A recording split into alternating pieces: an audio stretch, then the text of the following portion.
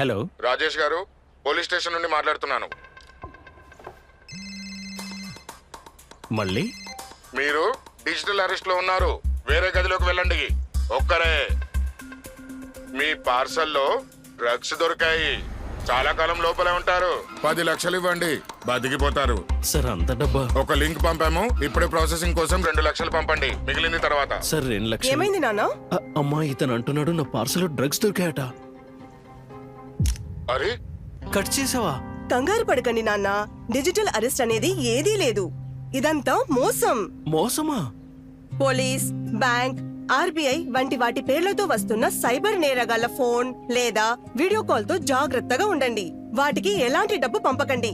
ఇంకా వెంటనే పోలీసులకి రిపోర్ట్ చేయండి. ఒకవేళ తెలివిగా మసులుకోకుంటే డబ్బుని పోగొట్టుకుంటారు. ఆర్బీఐ అంటుంది, విషయాలు తెలుసుకోండి, జాగరూకంగా ఉండండి.